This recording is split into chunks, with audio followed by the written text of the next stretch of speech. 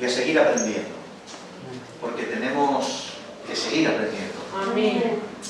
No podemos detener el alimento, no podemos detener la instrucción. Hay a veces que no apetece comer, o sea, es verdad, cuando uno está mal se le quitan las ganas de comer. Y en ese día pues no come con apetito. Pero hay una responsabilidad que va en consonancia con la necesidad del cuerpo y se sienta en la mesa y come. ¿Sí? Amén. Porque se entiende que hay una necesidad. No siempre apetece, pero hay una necesidad y la necesidad impulsa. Por tanto, en ocasiones cuesta alimentarse, incluso sabiendo que el alimento es necesario. Pero como buenos pacientes y como buenos hijos de Dios, incluso aunque a veces cueste y no apetezca, nos sentamos a la mesa y comemos. Amén. Amén. Porque de la misma manera que somos capaces de comer arroz hervido, aunque nos duela el estómago, tenemos que ser capaces de comer el maná del cielo cada día, porque es vital para nuestra vida espiritual. Amén. Así que vamos a compartir la palabra del Señor. Amén. Vamos a continuar con nuestra serie de ancianos y diáconos. El sexto sermón, si no me equivoco, al respecto. Vamos a intentar hacer un poquito de memoria. En el sermón anterior estuvimos intentando poner cierto orden a los diferentes aspectos a tener en cuenta en el establecimiento de un pastor en una iglesia local. ¿Recuerdan bien todo esto? Entre todos nos esforzamos y podemos aprender de las Escrituras. Estuvimos hablando de que los factores que vimos implicados, o el orden de estos factores que vemos implicados a la hora del establecimiento y de todo el proceso del establecimiento de la figura pastoral, bien pudieran ser los siguientes, que ya mencionamos: el llamado, el anhelo, la supervisión y aprobación de la congregación local en base a los requisitos que las Escrituras establecen. Por tanto, todos esos aspectos, llamado, anhelo, supervisión de la congregación y en base a las Escrituras, son los factores necesarios y, de alguna manera, correlativos que se ven en el establecimiento de nuestros pastores. Por tanto, pudimos ver que la elección y establecimiento de un pastor no es tarea fácil ni rápida, sino que embarca y abarca muchos factores a tener en cuenta que tenemos que tener bien presente y ser conocedores de ellos.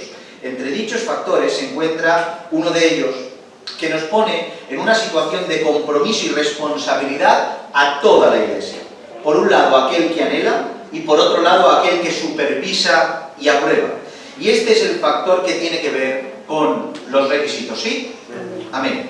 Los requisitos que las Escrituras establecen para los obispos son imprescindibles.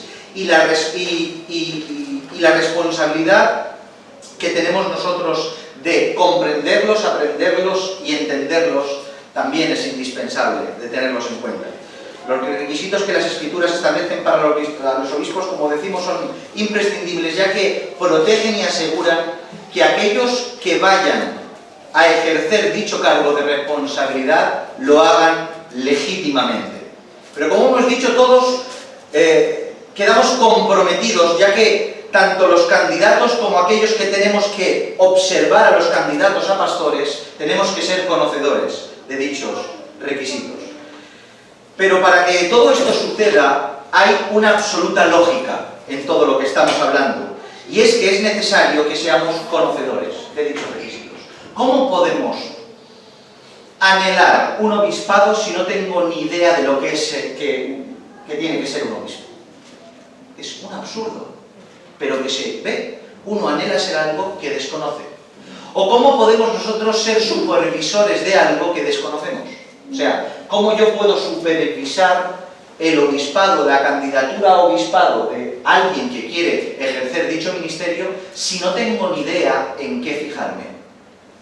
Si no sé lo que la Escritura dice que tiene que ser un anciano, un pastor, un obispo de una congregación. Es por eso que la necesidad de comprobar, comprender todo lo que tiene que ver con los requisitos de un anciano es indispensable para poder ejercer legítimamente ese ministerio y para poder desarrollar como Iglesia del Señor y supervisar como Iglesia del Señor aquellos que estén y vayan a ostentar el ministerio tan importante que vemos en las congregaciones locales. ¿Estáis de acuerdo conmigo en todo esto? Así pues, es esencial atender estos requisitos detenidamente para dejar de ser ignorantes al respecto y comenzar a ser bíblicos. Porque se nos olvida que para hacer las cosas siempre tenemos que ser bíblicos. No podemos caminar sin la Biblia. La Biblia tiene que ser todo aquello que nos impulse a caminar. Es por eso que vamos a leer las Escrituras y poco a poco vamos a seguir estudiando todo esto. 1 Timoteo capítulo 3, versos del 1 al 7. Hoy sí que lo vamos a leer. Palabra fiel. Si alguno anhela obispado, buena obra desea. Pero es necesario que el obispo sea irreprensible, marido de una sola mujer, sobrio, prudente, decoroso, hospedador, apto para enseñar, no dado al vino, no pendenciero, no codicioso de ganancias deshonestas, sino amable, apacible, no avaro, que gobierne bien su casa, que tenga a sus hijos en sujeción con toda honestidad, pues el que no sabe gobernar su propia casa, ¿cómo cuidará de la iglesia de Dios? No un neófito, no sea que envaneciéndose caiga en la condenación del diablo. También es necesario que tenga buen testimonio de los de fuera, para que no caigan en descrédito y el lazo del diablo. Amén. A su bendita palabra. Podemos ver como el comienzo, como el apóstol, aunque él sabe que toda palabra que comparte es una reproducción al milímetro de aquello que recibió del Señor, enfatiza este cabezado de una forma particular para que el lector se dé cuenta y abra rápidamente sus ojos de lo que se está leyendo es algo completamente importante en consonancia y correspondiente al establecimiento de pastores. Es por eso que comienza su argumento del capítulo 3 de 1 Timoteo con palabra fiel. Palabra fiel. En muchas ocasiones toda la escritura es importante y todo tiene una importancia superlativa. Pero en ocasiones vemos en las Escrituras como un cierto de cierto te digo, como un el Señor dijo esto y ya, y uno presta como una atención como más solemne, como si dijéramos, vale, aquí nos tiene que decir algo importante. Y parece ser que esta palabra fiel tiene que ver con esos dichos, de alguna manera populares, dentro del movimiento evangélico que emergía, dentro de esos proverbios populares, dentro de esos contextos del cristianismo emergente, como que palabra fiel, quien anhela obispado, buena obra desea, era como algo que se veía particularmente, que se veía puntualmente en la congregación. Es como si Pablo dijera, vosotros sabéis que cuando digo palabra fiel tenéis que abrir vuestros oídos porque palabra fiel es esta, el que anhela obispado, buena obra desea. Pero lo que sí es claro, mis hermanos, es que es un intento de llamar la atención al lector en cuanto a la importancia de lo que Pablo estaba expresando aquí, porque cuando se habla de los ministros que tienen que cuidar a la iglesia del Señor, siempre tiene un grado de importancia enorme. ¿Estáis de acuerdo? Justamente a continuación de llamar la atención de los lectores y de expresar el dicho, o sea, el buen hacer que tiene aquel que quiere ser obispo, introduce, en mi opinión, algo vital y que en muchas ocasiones se nos pasa por alto. Y es que Pablo introduce un pero que es vital en este caso. Este pero es esencial y Pablo lo introduce de una manera magistral. Pero en el uso popular y habitual de esta palabra, pero en la actualidad, siempre suele estar ligada en un contexto negativo. ¿Por qué? Porque parece ser que cuando hablamos del pero y cuando introducimos un pero en una oración, todo lo que hemos dicho anteriormente a ese pero parece que carece de importancia, como que se desacredita. Me explico. Me encantó la comida, fue increíble, bien presentada, pero muchas gracias por esta oferta de trabajo, los horarios, todo es increíble, pero... Y parece ser que el pero, de alguna manera, desacredita, desvaloriza todo lo que hemos dicho anteriormente a ese pero. Y lo que viene después del pero es realmente lo que queremos decir de verdad. Pero en este caso, mis hermanos, no es lo que Pablo está queriendo decir. Pablo enfatiza el buen hacer del hombre que anhela servir al Señor como obispo. Y no lo desprestigia con el pero no obstante pone una serie de condiciones para poder hacerlo. Por tanto, el pero de Pablo es vital y necesario. Por tanto, el pero de Pablo no está en un contexto de desaliento, sino en un contexto de realidad. Por eso es tan necesario. El que anhela obispado, buena obra desea, pero un empujón de realidad. Pero hoy en día vivimos en tiempos que por alcanzar los propósitos cogemos atajos omitiendo la realidad de la situación. E ignoramos el pero, omitimos el pero, porque quizá el pero sea un condicionante. Y el pero tenga una reacción adversa para aquella meta que queremos alcanzar. Y es por eso que facilitamos el camino, allanamos el camino. Lo hacemos mucho cuando predicamos a las personas del Evangelio. Predicamos el Evangelio y nos da miedo introducir peros en el asunto.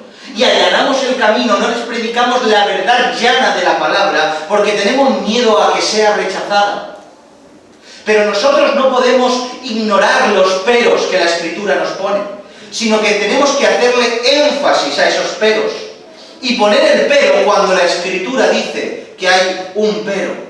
Y es por eso que hoy en día, para el establecimiento de los pastores, a veces omitimos el pero, porque queremos que no desistan, sino que accedan.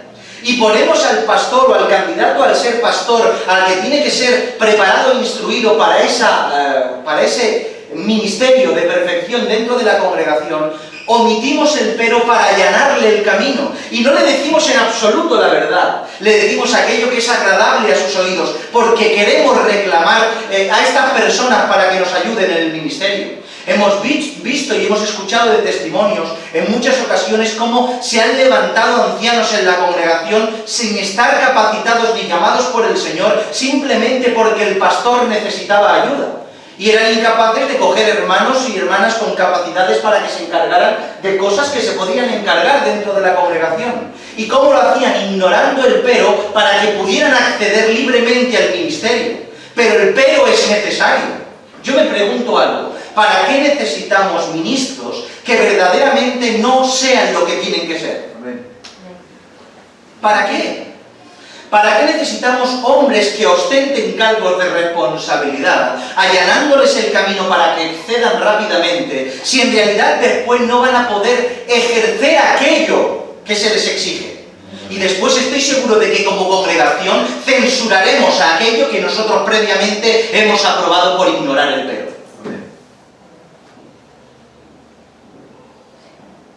Es por eso que este pero es tan vital y necesario. Pero, sé que lo anhelas, sé que palabra fiel es esta, sé que es algo maravilloso, pero tengo que decirte algo. Amén a esos peros. Como hemos dicho, en ningún momento debemos ocultar el pero, sino todo lo contrario, enfatizarlo, ya que no se nos puede olvidar que Dios es el que capacita a aquel que verdaderamente llama. A veces se nos olvida algo tan sencillo y tan esencial y tan bíblico. El Señor enseña que lo que llama, capacita. Nos lo enseña la Escritura. Y nosotros de alguna manera queremos hacer trampas al Señor. Queremos hacer trampas a la Biblia. Y nos preocupamos por cosas que no nos debemos preocupar. Nosotros tenemos que hacer caso a lo que la Escritura enseña. En todo, y en esto también. Por tanto, cuando tenemos que preparar, observar, mirar, aprobar a alguien que tiene que ser ministro en una iglesia, pastor dentro de una congregación, no podemos ocultarles, no enseñarles, negarles el pero. Porque tenemos que saber que si Dios lo llamó, Dios será el que lo capacite y no usted ni yo. Los requisitos necesarios se verán en aquellos que fueron llamados, confirmando lo que Dios previamente santificó para dicha obra. Dios no llama para dejar sin recursos ante aquello que Él exige, no llama para dejarte sin capacidades ante aquello que Dios te demanda. Solo hace falta echar un vistazo a los hombres de Dios que hay en las Escrituras para darnos cuenta de cómo Dios llenó de recursos a aquellos que llamó. Y nunca dejó de recursos, nunca dejó sin provisión a aquellas personas que habían sido llamadas para hacer alguna labor. Por tanto, no nos preocupemos de poner una carga que pone la Biblia, de poner unas exigencias que la Biblia es la que pone. Expongámoslas tal cual son. Y cómo no, a aquellos ministros que nos tienen que pastorear. Porque si Dios lo llamó, Dios lo capacitará.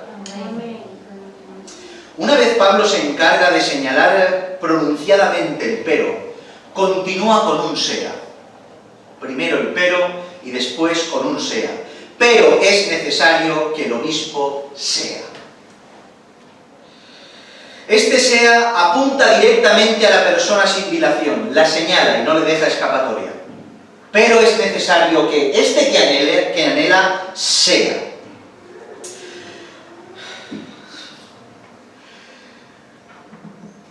Los requisitos para los obispos son algo que debemos exigir como Iglesia a los hombres que anhelen esta responsabilidad.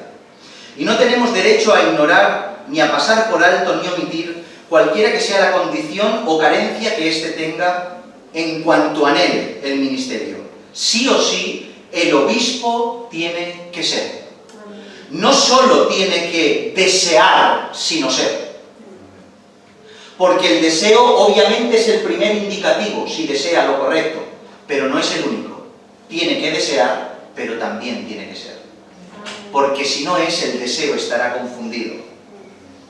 Ahora bien, tenemos que entender que al igual que usted y que yo, son hombres sujetos a errores y debilidades. ¿Estáis de acuerdo? Sí. Con esto en ningún momento estoy diciendo que podamos pasar por alto alguna cosa, para nada. Cada uno de estos requisitos debe estar en nuestros líderes, pero sí quiero decir que debemos entender que nuestros pastores también caminan, se equivocan, aprenden y se perfeccionan.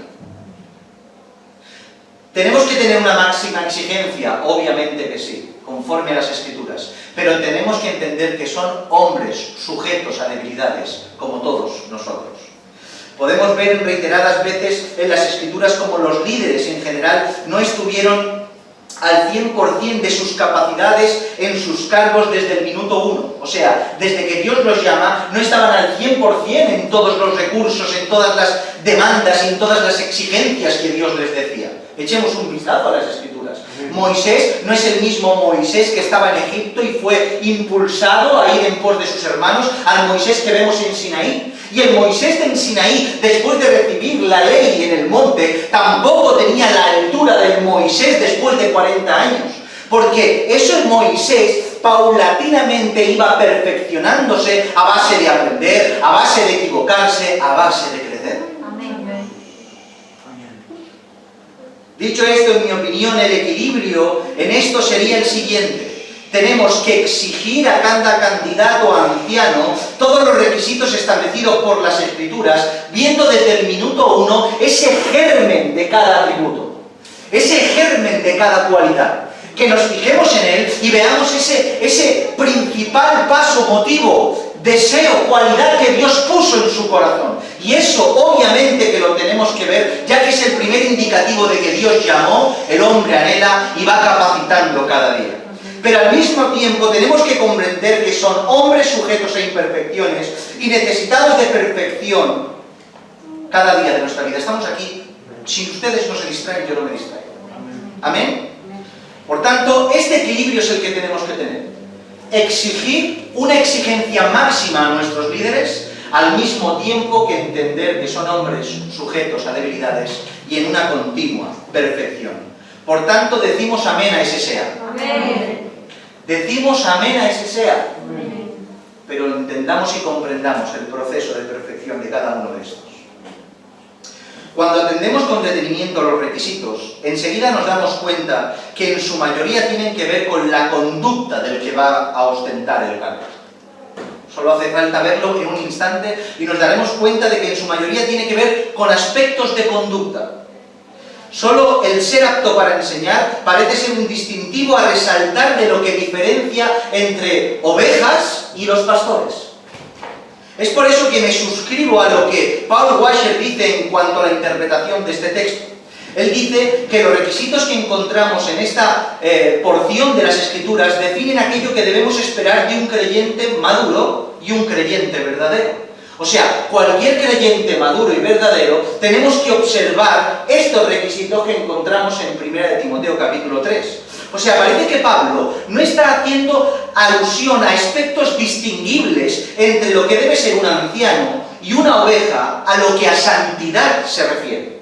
Pregúntense eso. ¿Es que acaso no tenemos que exigirnos como Iglesia del Señor, como hombres y mujeres de una congregación, el que haya irreprensibilidad en nuestras vidas? ¿Acaso no tenemos que exigirnos que no podemos ser dado al vino, ni pendencieros? ¿No tenemos que ser hospedadores, la iglesia del Señor? ¿No tenemos que tener sujetas a nuestras casas? ¿Acaso solo los ministros que están expuestos a esta santidad que Dios exige? En absoluto. Sino que toda la congregación, cualquier creyente maduro, verdadero, cualquier creyente regenerado, tiene que aspirar a esa perfección, la cual no es nada más y nada menos que poco a poco ir conformándose más a la imagen de su Hijo. ¿Estáis de acuerdo?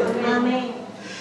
Por tanto, la diferencia es esta. Más allá del apto para enseñar, que es una diferencia clara, que obviamente es distinguible, la diferencia tiene que ver con que aunque todos, ovejas y pastor, estamos sujetos a esa exigencia de santidad, la diferencia es que el pastor tiene que estar a la cabeza y el ejemplo de toda la iglesia. O sea, aquellos ancianos ministros que están al cargo de perfección de la iglesia, que ostentan un ministerio de perfección, se distinguen, aunque con las ovejas cumplen, guardan, tienen que observar lo mismo, ellos tienen que estar a la cabeza y en el ejemplo de toda la congregación. En Tito capítulo 2, verso 7 dice: presentándote tú, dice Pablo a Tito, presentándote tú en todo como ejemplo de buenas obras, en la enseñanza mostrando integridad, seriedad, etc. Todos tenéis que ser santos, pero tú, Tito, preséntate como ejemplo en todo.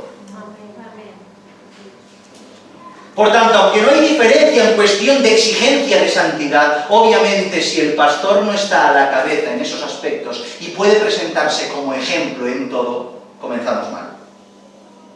No tiene ningún sentido establecer a pastores en la congregación que, aunque sean verdaderos creyentes, no sean ejemplos claros a seguir. No estén en la cabeza de todo como ejemplo, siendo la congregación que pastorea mejor ejemplo de conducta que él.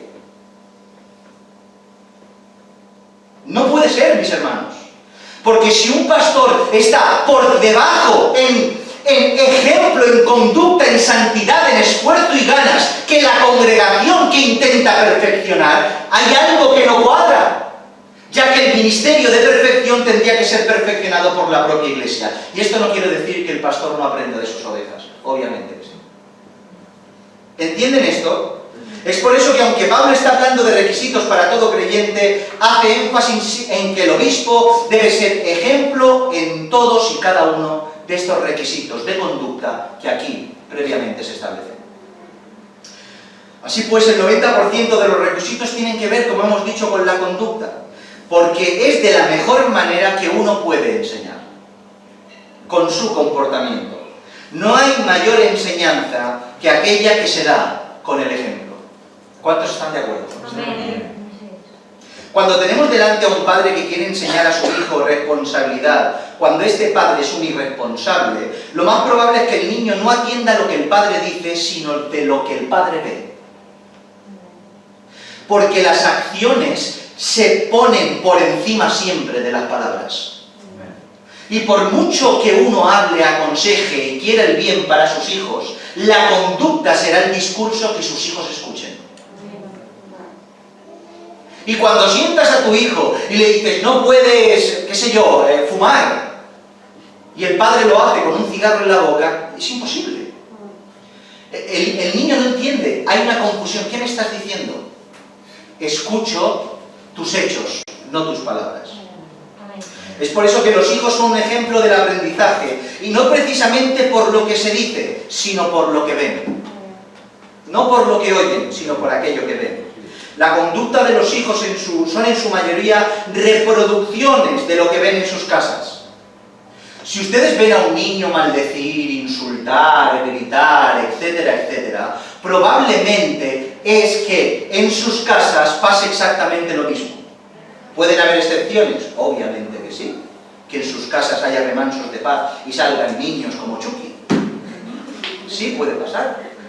Pero, en realidad, lo que vemos en los niños es una reproducción de lo que escuchan en sus casas. Y si un niño maldice, probablemente es que en su casa también maldigan.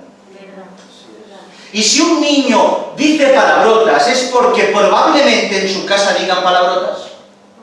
Y si un niño tiende a mentir es porque ve que en su casa se miente.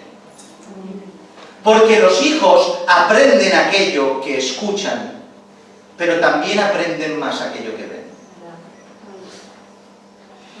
Y esto es altamente significativo, y es por eso mismo que los requisitos de los obispos tienen que ver, en su mayoría, con la conducta, ya que están puestos como ejemplos de vida y conducta a imitar. Por eso Dios ha establecido que los requisitos de los obispos tengan en su mayoría que ver con una conducta irreprochable, para que la Iglesia no solo se centre en lo que escucha, sino que sobre todo se centre en lo que ve y lo reproduzca. Es lo que el Señor nos enseñó. Primera de Pedro capítulo 2, 21 dice: pues para esto fuisteis llamados, porque también Cristo padeció por nosotros, dejándonos ejemplo para que sigáis, ¿qué? Sus palabras, obviamente, pero ¿sabéis lo que dice aquí? Sus pisadas. Amén. No dice solo sus palabras, obviamente el discurso de Jesús es altamente codiciable, pero sus pisadas también lo son. Primera de Corintios 11:1, texto súper conocido: sed imitadores de mí, así como yo lo soy de Cristo.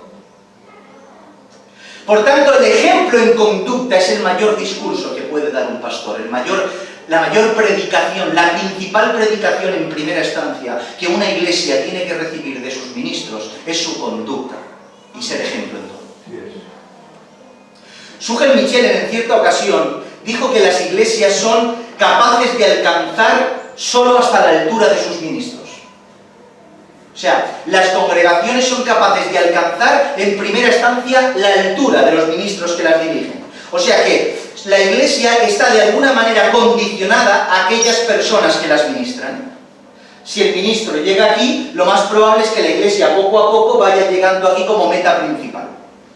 Es por eso que de la misma manera que poníamos el ejemplo del niño que insulta, o lo mismo podemos aplicar en la iglesia con nuestros pastores. Es exactamente el mismo ejemplo. Porque la iglesia reproducirá aquello que vea en sus líderes. Obviamente, lo más obvio y pecaminoso, lo que hará una iglesia santa y legítima, es censurar al pastor, y si no rectifica, expulsarlo. Pero si uno tiene un pastor, para que ustedes me entiendan, hacerlo un poquito más así, de tú a tú. Si ustedes a mí me ven cada 2 por 3 hablando, cada 2 por 3 metiéndome en enredos de conversaciones, aunque tengan que ver con la santidad, entrando en discusiones infructíferas, que si hablo por todos los sitios, que si estados de WhatsApp, que si en Facebook, que si ustedes ven eso en mí, automáticamente, aunque alguna persona salte entendiendo de que quizá no esté bien, no tendrán reparo en reproducir la misma conducta que la mía. Porque entenderán que si este es mi pastor y hace esto, no será tan malo. O incluso aunque lo vea malo como lo hace mi pastor, ya tengo la excusa para hacerlo cuando estoy mal. Sin embargo, si el pastor se abstiene de todas estas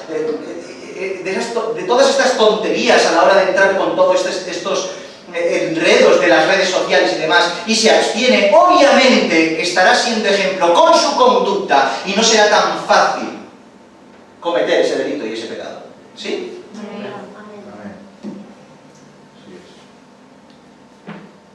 El propósito principal de un pastor es ser como Cristo, para ser ejemplo de la Grey, para que la Grey poco a poco se vaya pareciendo más, no a él, sino a aquel que él imita. Nosotros no estamos aquí para que ustedes sean directamente ejemplos de nosotros, sino ejemplos de aquel que nosotros imitamos. No tenemos que señalar al pastor como ejemplo, sino a aquel al que el pastor imita. Por eso el pastor siempre tiene que estar señalando la cruz. Siempre tiene que estar quitándose todo y señalando la cruz. Porque ese es el ejemplo para seguir de todos. Este es el propósito de Dios para con los suyos. Que todos, cada uno de los creyentes, sean solo uno en Cristo Jesús. Y no solo en un aspecto trascendental, en espíritu y como cuerpo de Cristo, sino uno en Cristo en conducta y en ejemplo. Amén. Si Él es la cabeza, nosotros tenemos que ser su cuerpo. Y la cabeza contiene el cerebro que piensa y el músculo reacciona en cuanto el cerebro da una orden. Por tanto, lo habitual es que el cuerpo se mueva en consonancia de lo que la cabeza piensa. Amén. Ese es el propósito del discipulado. Por tanto, id y haced discípulos a todas las naciones, bautizándoles en el nombre del Padre, del Hijo y del Espíritu Santo, enseñándoles todas las cosas que yo os he enseñado. ¿Notan? Una enseñanza que reproduce a Cristo. No una enseñanza aparte, no la enseñanza individual del pastor, sino la enseñanza de Cristo discipulando en consonancia a lo que Cristo previamente enseñó. Por tanto, el propósito principal del pastor no es construir y ayudar a la congregación a que se parezca directamente a él, sino a que todos, iglesia, ovejas y pastor, que también es oveja del pastor, imitar al verdadero pastor que es Cristo. Amén. Para que el primer discípulo sea exactamente igual que el último. Y todos nos parezcamos solo uno. Amén. ¿Entendéis esto? Amén. Es sencillo de entender, ¿verdad? Es que es muy fácil de entender. Simplemente es decirlo en voz alta. Es muy fácil de entender. Dicho esto, atendamos a los requisitos, uno por uno, para saber de lo que estamos hablando, y solo hoy atenderemos al primero muy rápidamente para tener una idea aproximada de todo esto. El primer requisito que nos encontramos es con el siguiente: el obispo sea irreprensible. El obispo sea irreprensible.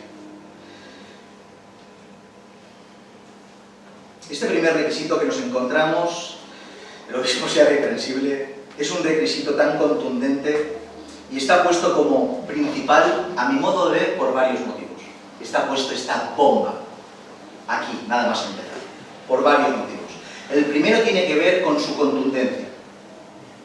Con su contundencia. O sea, es un hacha que parte. Su contundencia es absoluta y tiene que ver con su contundencia para hacer ver a todo aquel y a todo el mundo, en cuanto al asunto de lo que tiene que ser un obispo, que vean la seriedad e importancia y terror que esto produce. Leer como principal requisito el ser irreprensible, como mínimo a uno se le enfría el cuerpo, empiezan a temblarle las piernas, empieza a hiperventilar, y si uno tiene dos dedos de frente, lo único que quiere hacer es salir corriendo. Creo que nadie habrá pasado por esta escritura, ha leído irreprensible y ha dicho, sino al contrario, ha dicho, ha tragado y ha cerrado la Biblia. A mí me ha pasado. De tragar, cerrar la Biblia y decir, Señor, ¿qué hago aquí? Solo un necio, y lo digo así, solo un necio que no está en las cosas del Señor por el Señor, sino por otras cosas, no quedaría abrumado por esta contundencia del encabezado de los requisitos. Es imposible. Lo he leído 700 millones de veces y ninguna de ellas me deja indiferente. Me empuja, me compunge, me avergüenza, me exhorta, me aplasta, me aprieta. Me hace pensar, me hace volverme al Señor en misericordia. Eso es lo que produce eso. Y por eso, en mi opinión, está en el encabezado. El obispo es necesario que sea irreprensible. Pero en segundo lugar, este requisito tan contundente está puesto aquí, de primeras, como encabezado principal, o sea, como el requisito de entrada en el cual los demás requisitos cuelgan y dependen de este. Por eso está el irreprensible en cabeza de todo. En otras palabras, es como si Pablo dijera, un obispo debe ser irreprensible, parafraseo, e irreprensible tiene que ver con todo lo que os voy a contar ahora. Marido de una sola mujer, apto para enseñar, no pendenciero, no dado el vino, no... ¿Me entienden? O sea, como que Pablo dice, el obispo tiene que ser irreprensible, y ahora os voy a explicar aquello que las Escrituras y Dios enseñan, que es un hombre irreprensible. Y empieza a enumerar el resto de los requisitos de un anciano. Como hemos dicho anteriormente, los requisitos en su mayoría tienen que ver con la conducta. Por tanto, el ser irreprensible lo representa y resume a la perfección, ¿o no? Si hablamos de que el 90% de los requisitos son conducta y el primer requisito escuchas irreprensible, automáticamente ves a un hombre con una conducta necesariamente que tiene que ser adecuado. Y juntamente con la capacidad para enseñar, apto para enseñar, es aquellos dos factores indispensables con lo que un pastor debe contar para poder pastorear. La conducta de un pastor, y no nos cansaremos de decirlo en todos estos días, debe ser irreprochable y ejemplar para el resto de los creyentes, a tal grado que es lo principal a tener en cuenta más que incluso las capacidades de dirección. Incluso más que las capacidades de dirección. Aunque todo se necesita para la conducción y perfección de la Iglesia, hay cosas que necesariamente tienen que estar desde el minuto cero, y la conducta es una de ellas. Tenemos que entender que es preferible a un pastor quizá que necesite en primera instancia ayuda para la dirección y conducción del pueblo, pero que tenga buen testimonio y sea irreprensible en este contexto, a un pastor lleno de capacidades, ideas y cualidades, pero que su conducta sea altamente reprochable. ¿Por qué? Porque mientras que uno va aprendiendo y va sumando a lo que ya tiene como base, el otro no tiene base, solo conocimiento, sin espíritu, sin vida de Dios. Amén. Por tanto, no es que se desprestigie o no se necesite las capacidades de conducción. Obviamente sí, lo estudiaremos más para adelante, pero se tiene que edificar sobre el primer requisito que Pablo establece: irreprensibilidad, conducta. Y en base a eso construir el ministerio pastoral. Es por eso mismo que la irreprensibilidad es el encabezado general del cual dependen todos los demás requisitos. ¿Habéis entendido esto? Amén. Pero ¿qué es irreprensible? Maticemos un poquito más y terminamos. ¿Qué es irreprensible? Permítanme decirle lo que no es irreprensible. Y cuando entendemos lo que no es irreprensible, aprenderemos más lo que verdaderamente es. En primer lugar, irreprensible nada tiene que ver con impecable. ¿Otra vez? Irreprensible nada tiene que ver con impecable. En ocasiones hemos llegado a creer que la irreprensibilidad de los ancianos tiene que ver con su vida en perfección. O sea, tengo que esperar de un pastor que sea perfecto. Y en absoluto eso es cierto. La impecabilidad es una cualidad que viene a significar ausencia de error y de pecado. Y esto solo es atribuible a uno, a Dios. Amén. El único impecable es aquel que ostenta la naturaleza divina.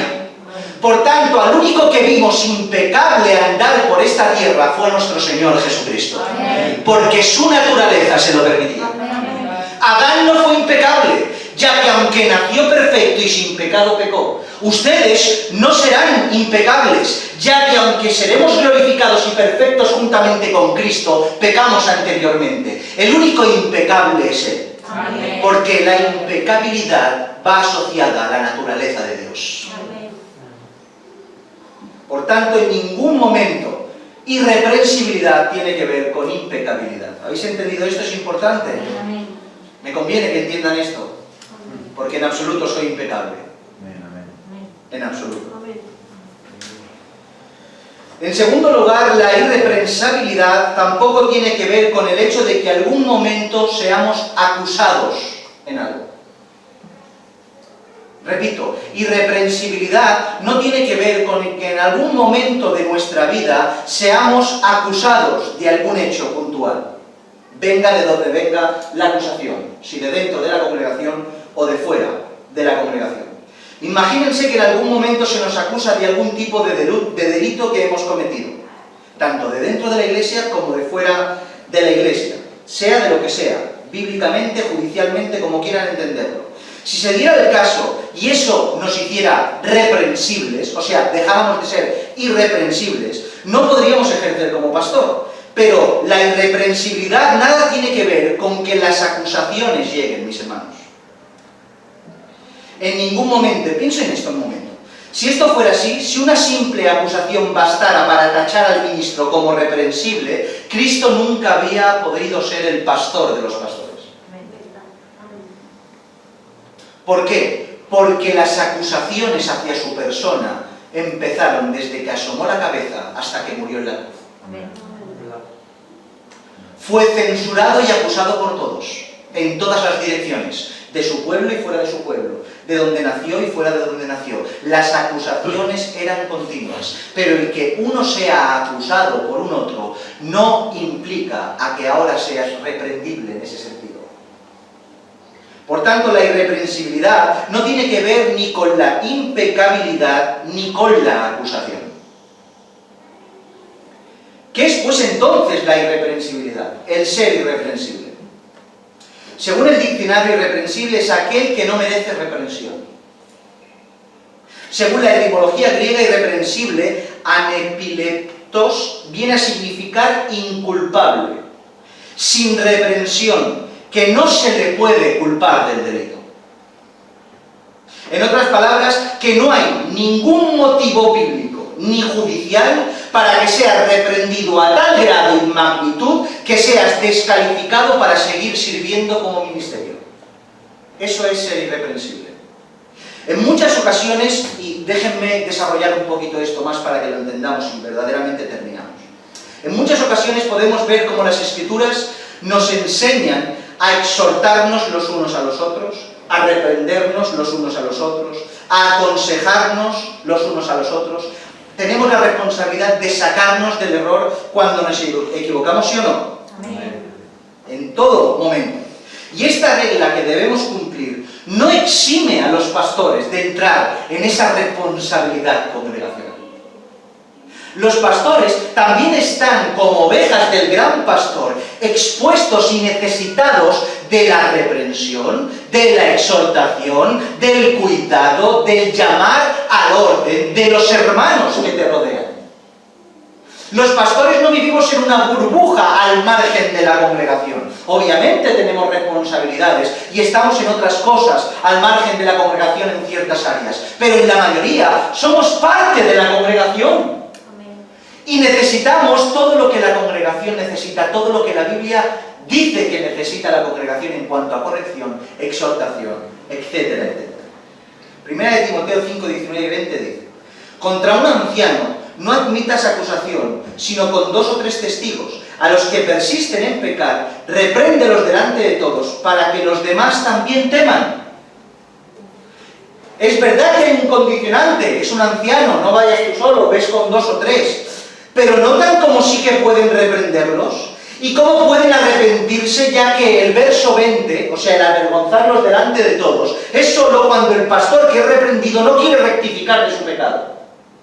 Pero si rectifica, no pasa nada, has ganado, mi hermano, has sacado al pastor de un error, puede ser reprendido y exhortado, porque obviamente el pastor tiene debilidades y se equivocará.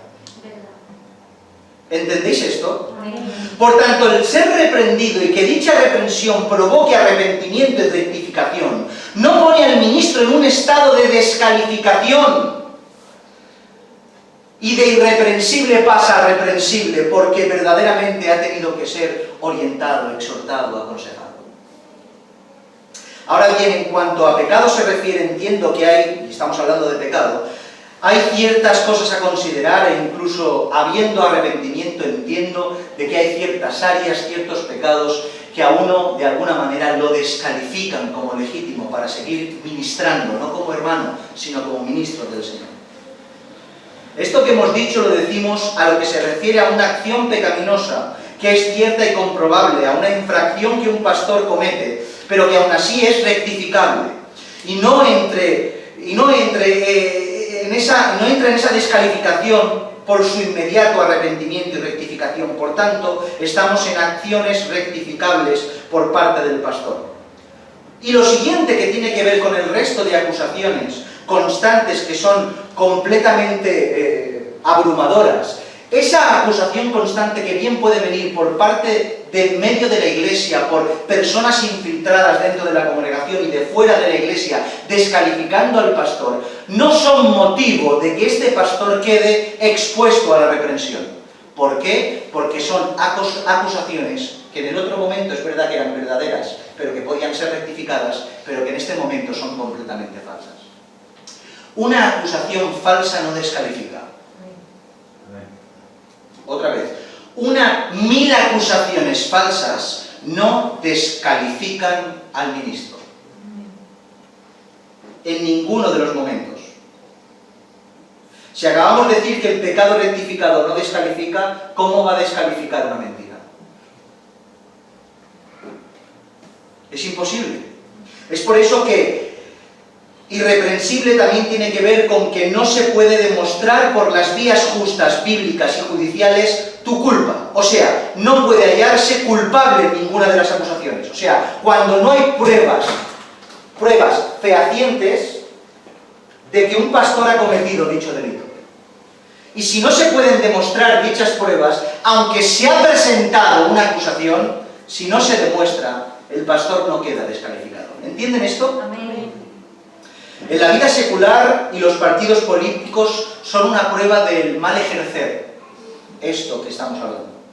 ¿Por qué? Porque si se dan cuenta, los partidos políticos, en ocasiones, miembros del partido han quedado descalificados y manchados y salpicados por ciertos aspectos de corrupción de su propio partido.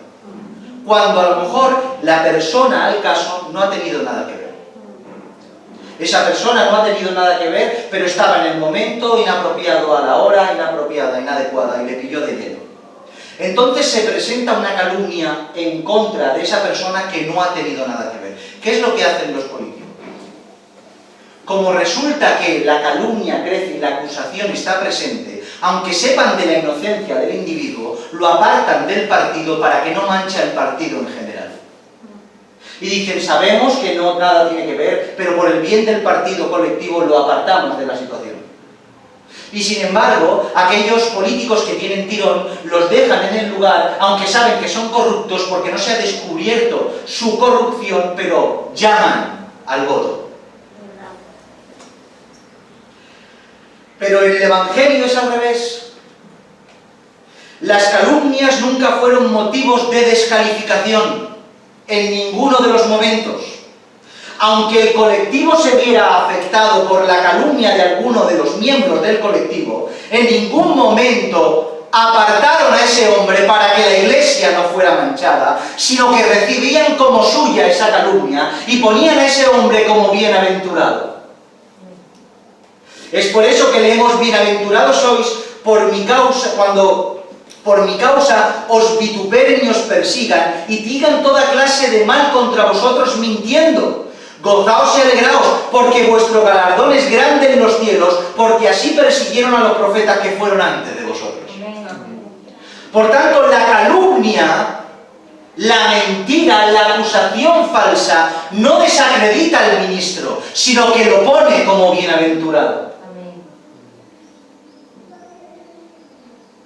Sin embargo, aquellos que quizás su corrupción estaba oculta y dijeron, en tu nombre echamos fuera demonios y en tu nombre hicimos esto, el Señor les dice, mira, vosotros sí que quedáis descalificados, aunque no os calumnien. Apartaos de mí, hacedores de maldad. Conclusión, mis hermanos, conclusión. Porque quiero que se queden los conceptos principales y todo esto que hablamos simplemente os ayude para comprender lo principal en cuanto a la irreprensibilidad. Ser irreprensible no tiene que ver con no equivocarse. Ser irreprensible no tiene que ver con no cometer errores o no cometer ciertos pecados puntuales, sino con ver verdaderamente a Cristo y al ministerio que Cristo puso en la persona que nos ministra. Eso es ser irreprensible. Es ver a hombres que aunque se equivocan, saben corregir, saben rectificar. Ver a hombres del Señor que tienen todos sus sentidos puestos para ministrar a la iglesia del Señor. Yo deseo que esta iglesia sea pastoreada y que el Señor traiga ancianos a esta congregación que tengan a Cristo. Y tengan ese llamado en el corazón tan fuerte que a pesar de sus dificultades y sus carencias se desvivan por el mandato que Dios les puso en su corazón. Que tengan un compromiso tan grande con la congregación que no puedan dormir. Eso es lo que yo quiero para esta congregación. Que el Señor traiga ancianos que se desvivan por las ovejas y que se pongan entre el lobo y ella. Que tengamos ancianos que aunque carezcan de muchas carencias, valga la redundancia, poco a poco estén deseosos de suplirlas. que veamos en todos estos requisitos que iremos enseñando día a día, ese germen en ellos y cómo sigue creciendo poco a poco y cómo tienen el deseo de cada vez ser mejores ministros para la congregación a la cual están puestas al cargo. Eso es lo que yo quiero de los ministros que acudan a esta congregación. Que sepan acudir a la doctrina y tiemblen ante su palabra. Y que a pesar de todas las dificultades nunca miren atrás, sino que siempre miren al frente al crucificado para servir al Señor con diligencia. Si yo veo eso en un ministro, si veo que se desvive por la santidad y que llora cuando lo hace mal, y que se aparta incluso de esas cosas que pueden hacer mal aunque le son lícitas, yo quiero tener esos ministros con nosotros. ¿Y ustedes? Así que, mis hermanos, oremos para que el Señor mande ministros a su reino, para que mande ancianos irreprensibles, conforme dictaminan las Escrituras, para que pastoreen esta su congregación. Inclina tu cabeza con respeto al Señor. Vamos a